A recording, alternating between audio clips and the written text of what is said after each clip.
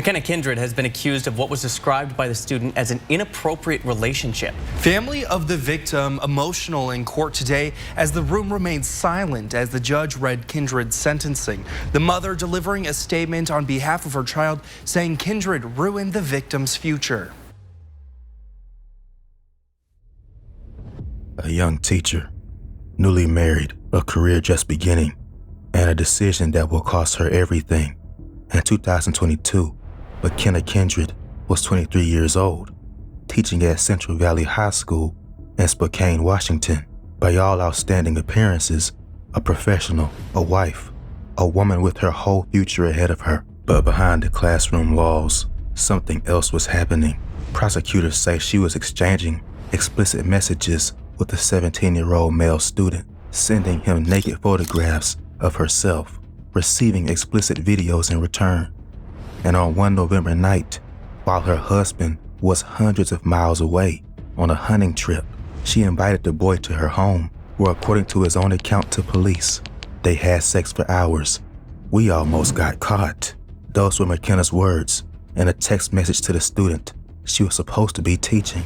She did get caught, and what happened next will shock you, not just because of what she did, but because of what her punishment turned out to be.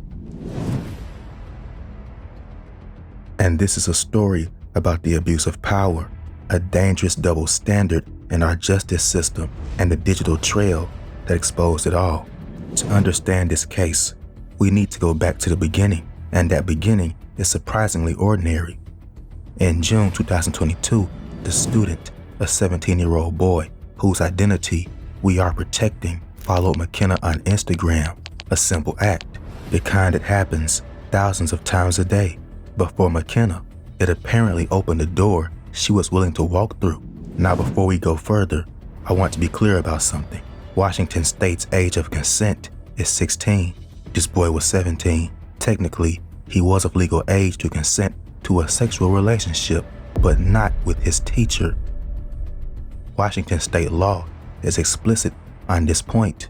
Revised Code 9A44093 makes it a crime for any school employee to engage in sexual intercourse with an enrolled student between the ages of 16 and 21 if that employee is more than 5 years older. The law exists for one simple reason. A teacher holds power over a student. That power makes true consent impossible. So what did this relationship look like? The text messages tell us months of flirting, months of escalation. McKenna wrote to him things like, "I was sad when you had to leave my room, and when other girls talked about you in class, I could feel myself getting mad." She wrote, "I wanted you to hold me. I really like being touched by you." Then the messages turned explicitly sexual, references to sex toys, requests for videos, talk of Snapchat, the platform where messages disappear, suggesting she knew exactly what she was doing and was trying to cover her tracks. And then came November 2022. McKenna's husband left for a hunting trip, and she reached out to the boy. According to his police interview, he arrived at her house between 6:30 and 7 in the evening. They watched a movie. Then they had sex on the couch before moving to her bedroom. According to the boy, it continued until around 10 p.m. He left just before midnight. Meanwhile, the student's friends had grown suspicious. They hacked into his Instagram account, found the messages with McKenna, and began sending her confrontational messages through her jewelry business page. This is where the story takes a stunning turn. It was McKenna herself who went to school officials. On December 1st, 2022, she reported that someone was harassing her on Instagram, accusing her of having an inappropriate relationship with a student. She said she was the victim. A Spokane County Sheriff's deputy was assigned to investigate the harassment claim. What they found instead was the evidence of everything McKenna had done: the text, the photos, the videos, and a student who, when interviewed by police, confirmed it all in detail. By trying to play the victim, McKenna Kindred had handed investigators her own case on a silver platter.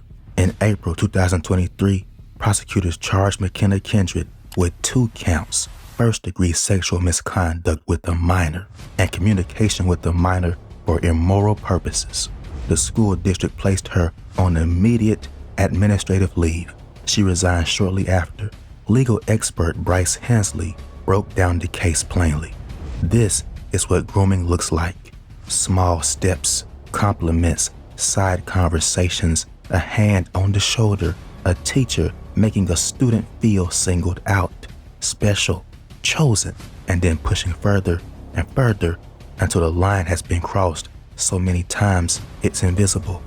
In March 2024, McKenna pleaded guilty. She addressed the court herself.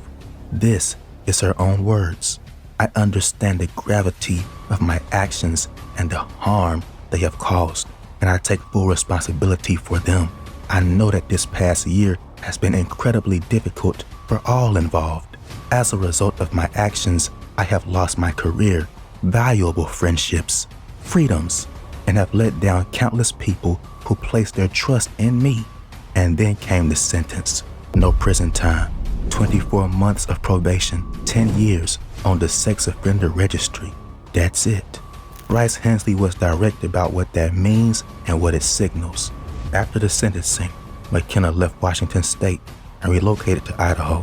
But even there, her past followed her. The Idaho Professional Standards Commission flagged her case, and on August 31st, 2024, McKenna signed a document voluntarily surrendering her teaching certificate, agreeing never to contest it. The surrender was reported to the National Clearinghouse for Teacher Certification. She cannot teach in Idaho.